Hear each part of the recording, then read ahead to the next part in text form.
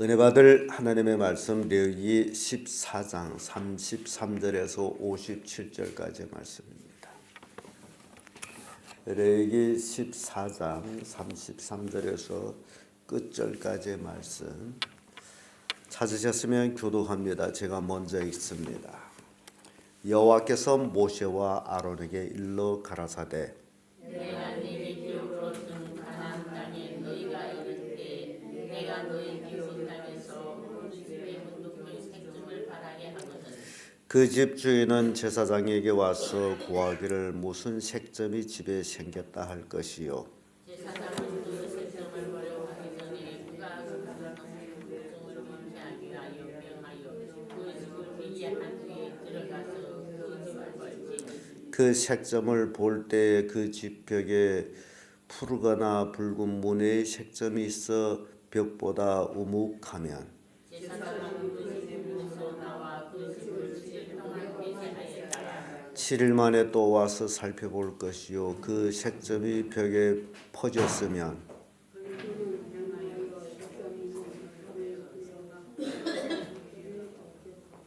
또 집안 사면을 굵게 하고 그 굵은 흙을 성밖 부정한 곳에 쏟아버리게 할 것이요.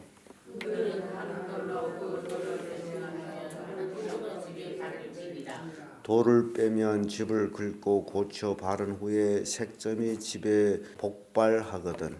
제사장은 또 와서 살펴볼 것이요 그 색점이 만일 불에서 죽음이 안전한 병이 이런 구성하니 그는 그 집을 헐고 돌과 그 제목과 그 집의 모든 흙을 성밖 부정한 곳으로 내갈 것이며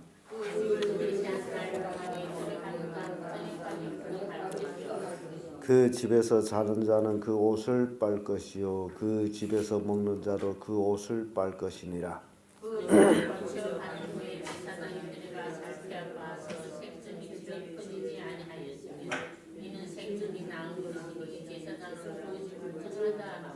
그는 그 집을 정결케 하기 위하여 새 두머리와 배양목과 홍색 실과 우슬초를 취하고 배양목과 우슬초와 홍색 실과 산새를 가져다가 잡은 새의 피와 흐르는 물을 찍어 그 집에 7번 뿌릴 것이요.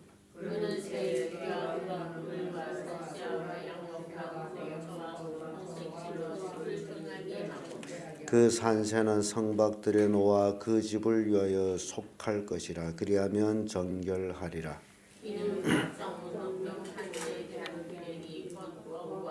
의복과 가옥의 문둥병과 언제는 인정하고 어제는 함께 가르치는 것이니 문둥병의 규례가 이러하니라. 아멘. 이 말씀으로 집에 생긴 문둥병 규례 이런 제목으로 말씀을 나누겠습니다. 하나님께서는 모세와 아론에게 이제 너희들이 들어가는 땅, 그 땅은 가나안 땅이요 약속의 땅입니다. 그 약속의 땅에 들어가서 문둥병이 집에 생기면 어떻게 해야 하나라는 것을 가르쳐주고 있습니다. 하나님의 주신 기업의 땅, 그 가나안 땅, 그 가나안 땅에도 문둥병이 생길 수 있다라는 것은 인간의 타락으로 땅이 저주를 받았기 때문입니다. 그래서 그 저주받은 땅에서 가옥에 문둥병이 생길 수 있다. 이건 마치 땅의 장막집이 무너지면 그 육체를 의미하는 것과 같습니다.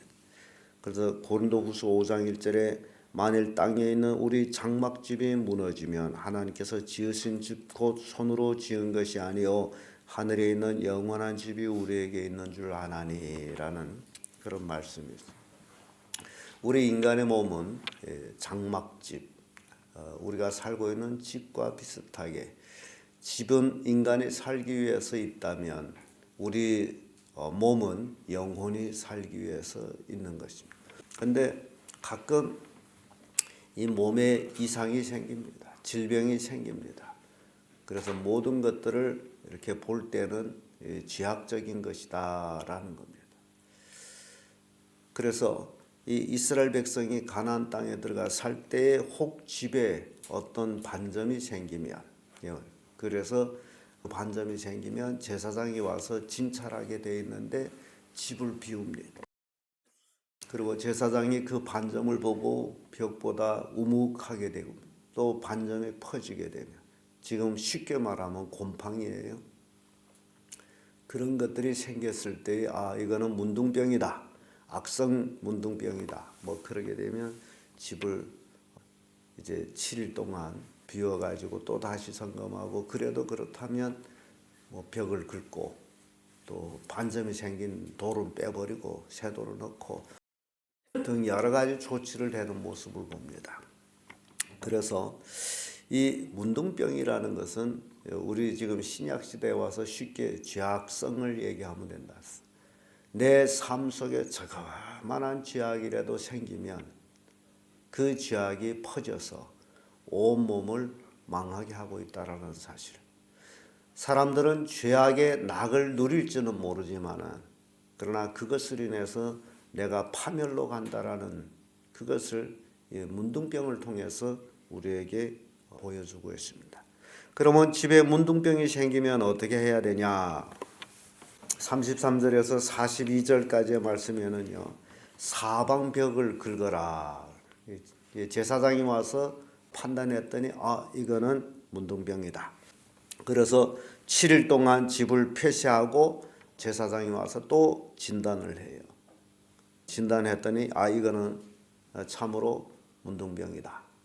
그러면 집안에 있는 벽 바른 걸 다 긁어야 돼. 싹 긁어가지고 그 흙은 성박 부정한 곳을 버리는 곳에 있어요. 거기 갖다 버려요. 그리고 문둥병이 생겼던 거기에 돌을 빼버리고 새 돌을 넣고, 그리고 다시 새 흙을 바릅니다. 그리고 지내봐야 돼요. 또 생기는가. 그래서 지내봐서 없으면 좋거니와 있으면 또 진단해가지고 그것이 악성이냐라는 것을 판별해가지고 그런 모습을 보는데, 골로새서 3장 9절에 보면 너희가 서로 거짓말을 말면 옛사람과 그 행위를 벗어버리고 라는 말씀이 있습니다. 이 거짓말 말라라는 것이 뭐냐?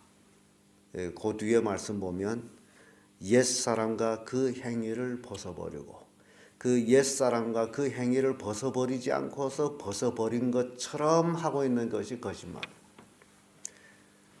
죄악된 삶을 살면서 죄가 없는 척하고 사는 것이 거짓말 삶이라는 거죠. 거짓된 삶. 그래서 우리 인간은 부패하기 때문에 매일같이 우리 몸에 문둥병과 같은 그런 반점이 생기지 않도록 늘 말씀으로 거룩하게 살아야 됩니다. 오늘 하루 거룩하게 살았다 해서 내일도 그런 것은 아닙니다. 매일매일 세속에 물들지 않도록 우리 스스로를 관리를 해야 돼요. 그래야만이 이 땅에서 편하게 살아갈 수 있습니다. 이 질병이라는 게 참 이게 무서운 것 중에 하나가, 사람들은 병이 나면 병원에 가서 의사 선생님한테 치료를 받는다고 그럽니다. 그래서 병은요, 참 이 치료라는 것이 말이 맞는지는 모르겠어요. 정말 치료가 안 되고 더 발작 안 하도록 막아주는 걸로 끝납니다. 병이 안 나는 게 좋아요. 근데 병이 나는 원인은 잘못된 삶이라는 거죠. 잘못된 삶이 병을 만든다는 거죠. 그래서 잠만 잘 자도 병이 낫는다라고 그래요. 그래서 지금 의학적으로도 저녁 10시 전에 자라. 그러면 10시 전에 자게 되면 밤 1시쯤에는 몸 안에 있는 병원들이 활동해가지고 몸에 있는 모든 병균들을 죽인다. 근데 현대인들이 10시 전에 자는 사람이 몇이나 될까라고 이제 생각하면 아마 노인들이야 그렇게 자겠죠. 근데 10시 전에 젊은이들이 자는 사람들이 극히 드뭅니다.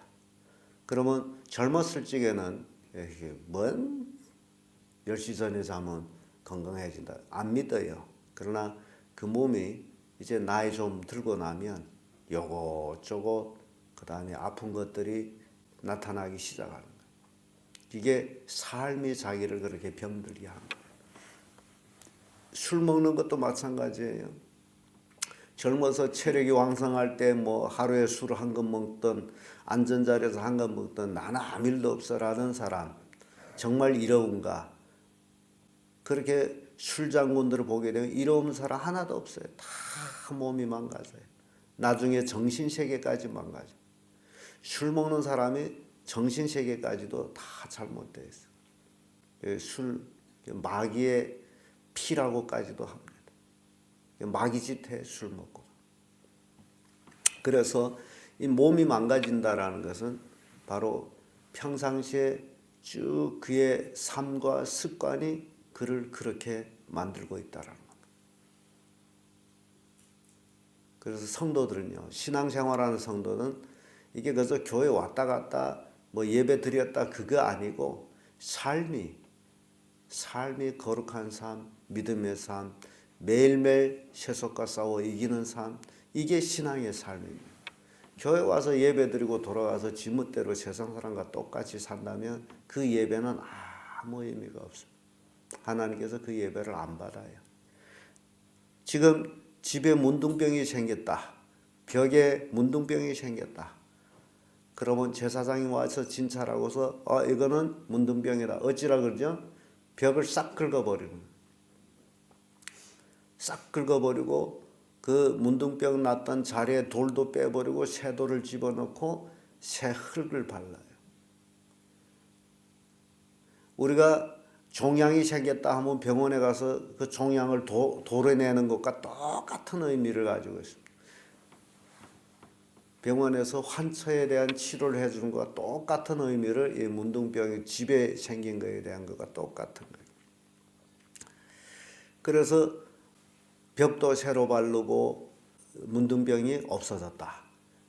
그러면 새 2마리를 하나님 앞에 정결 제사를 드리는 그 이제 과정이 있죠. 근데 집을 수리했음에도 불구하고 또 복발했다. 또 생겼네. 이러면 이게 문제 생겨요. 그러니까 이게 뭐냐 하게 되면 사람이 죄를 짓고 회개했는데 그 죄를 다시 반복하다. 그러면 문제 생긴다는 거예요. 죄는 회개하고 버려야 됩니다. 내가 이 죄를 회개했다. 그러면 그 죄를 범하면 안 돼. 그러면 복발이라는 거죠. 다시 발생했다. 다시 발생할 확률은 아주 높습니다.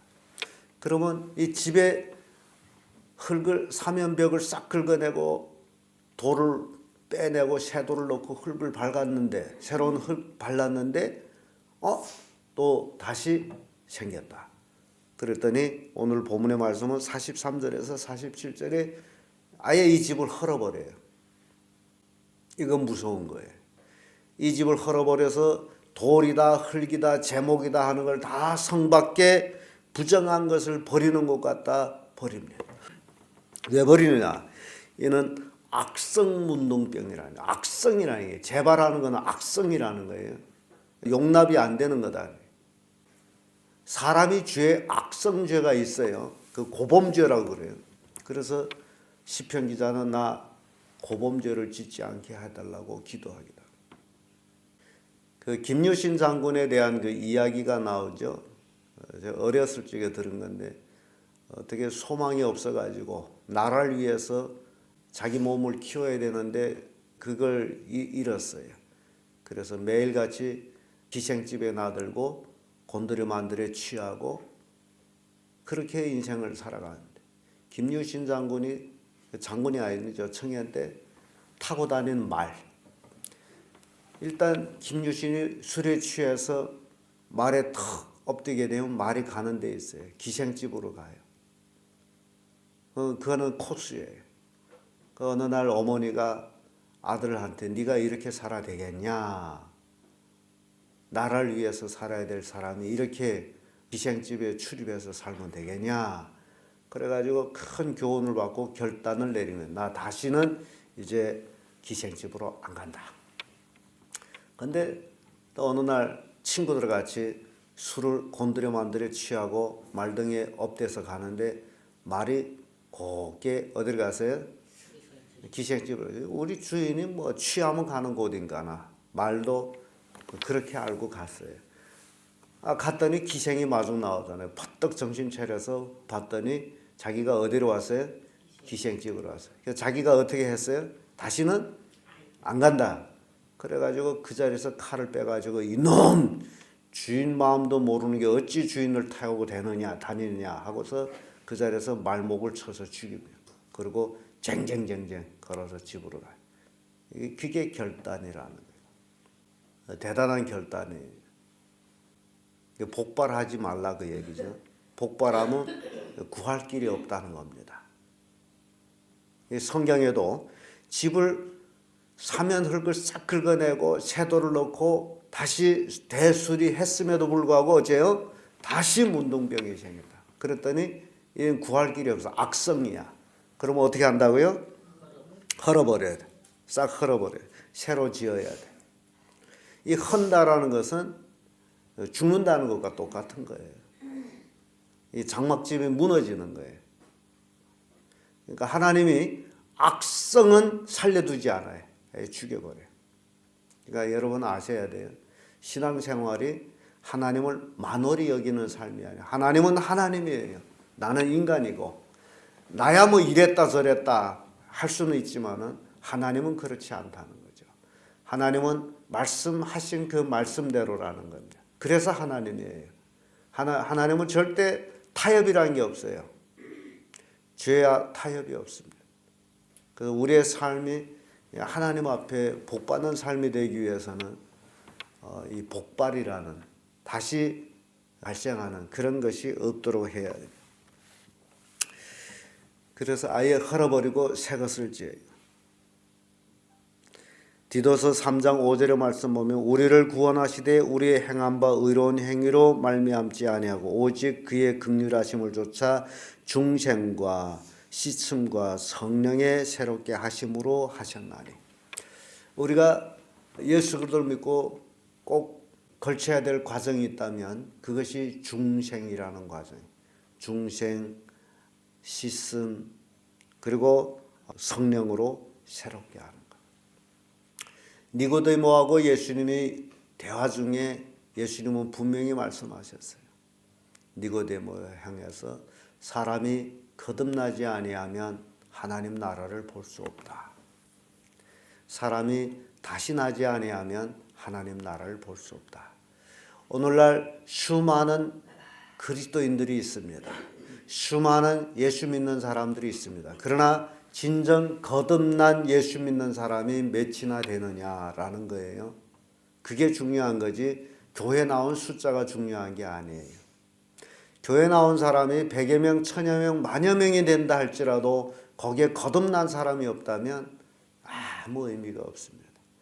거듭나지 못하면 어디로 못 가요? 천국을 못 가요. 예수 본인은 믿는다 하지만은 거듭나지 못했는데 예수님 분명히 말씀했는데 거듭나지 못하면 하늘나라를 볼 수 없다. 그래서 다시 나야 된다. 이게 거듭이죠. 그래서 중생과 씻음과 성령의 새롭게 하심으로 하셨다. 우리가 거듭난 삶은 성령이 새롭게 하심을 받은 삶이다. 거듭났다라는 것은 옛 생활을 벗어버린 삶을 얘기해요. 성령을 받았다라는 것은 옛 생활을 벗어버리고 사는 삶을 얘기합니다. 성령을 받았다면서도 옛 생활 그대로 사는 것은 거짓말이에요. 이게 거짓말이에요. 성령을 못 받은 거예요. 성령이 뭔지도 모르는 거예요. 성령은 나로 하여금 새롭게 합니다. 그게 거듭난 삶이에요. 베드로전서 1장 23절에도 너희가 거듭난 것이 썩어질 씨로 된 것이 아니요 썩지 아니할 씨로 된 것이니 하나님이 살아있고 항상 있는 말씀으로 되었느니라. 하나님의 말씀이 우리 속에 들어와서 역사하게 되면 죄악을 벗어버리고 거듭난 삶을 살게 된다라는 거예요. 그래서 우리는 묵상에 대해서도 살펴봤죠. 레위기 11장에 책임지라는 것, 쪽발이 된 것, 이게 거듭난 삶은 쪽발이 되고 책임지라는 삶이라는 거예요. 세상과 구별됐다는 게 쪽발이에요. 갈라졌다라는 거예요. 세상 사람과 다르다는 거예요. 또 매일매일 하나님 말씀을 묵상하고 그 말씀의 힘으로 사는 거예요. 이게 거듭난 거예요. 이렇게 살면 쪽발이 됐다라는 것은 세상과 갈라졌다는 거죠. 세상 사람들이 사는 삶을 살지 않는다라는 거예요. 이게 거듭난 거예요. 그 집이 문둥병이 폭발하면 아예 집을 헐어버려요. 새롭게 집을 져요. 거듭나게 한다는 거예요. 그래서 새롭게 집을 지었어요. 집을 짓고 나서 제사장이 와서 봐요. 정하다. 문둥병이 발생을 안 해요. 그러면 제사장이 정하다 라고 판단하면 집주인은 새 2마리, 백향목, 홍색실, 우슬초를 가지고 제사장한테 옵니다. 그러면 제사장은 그걸 가지고 흐르는 물에 가서 새 1마리를 질그릇에 담아서 잡고 거기에 흐르는 물과 새 피를 가지고 또 백향목 또 홍색질 우슬초를 같이 그 새 집에 갖다 두고 피를 7번 뿌립니다. 피와 물을 찍어서 7번 뿌리면 그 집이 정하여지고 그 살아있는 남은 새를 들여내다 날라버려죠. 그러면 정하다. 예수 그리스도를 통해서 부활을 의미를 합니다. 새로운 삶을 의미합니다. 홍색실 피를 상징하죠. 우슬초는 정결함을 상징하죠. 백향목은 방부제의 생명력을 상징하는 그런 정결 예식을 행하게 되면 그 집이 정하여진다. 정하여지면 그 집에 사람이 살 수 있다라는 거예요. 우리 집, 이 장막집이 정결해져야 된다. 우리 장막집이 예수 그리스도를 믿고 정결해져야 된다. 그래야 우리 믿음의 삶이 삽니다. 우리 장막집이 부결하면 하나님은 부정한 곳에 갖다 버립니다. 그런 의미에서 우리가 볼 때 예수님은 예루살렘 성 밖 골고다 해골골이라는 곳에 가서 십자가에 못 박혔습니다. 해골골 말만 들어도 죽은 사람들이 무덤이나 다름없는 거죠. 그러면 그것은 부정한 곳, 성밖 부정한 곳이다라는 거예요. 예수 그리스도는 나의 죄를 짊어지고 여러분의 죄를 짊어지고 성밖 부정한 곳에 버림을 받았는데 그 버림이라는 게 바로 이 십자가의 죽음이었다는 사실. 하나님께로부터 버림을 받는다는 것은 이렇게 무서운 것이다라는 사실. 그걸 여러분들이 아셔야 됩니다.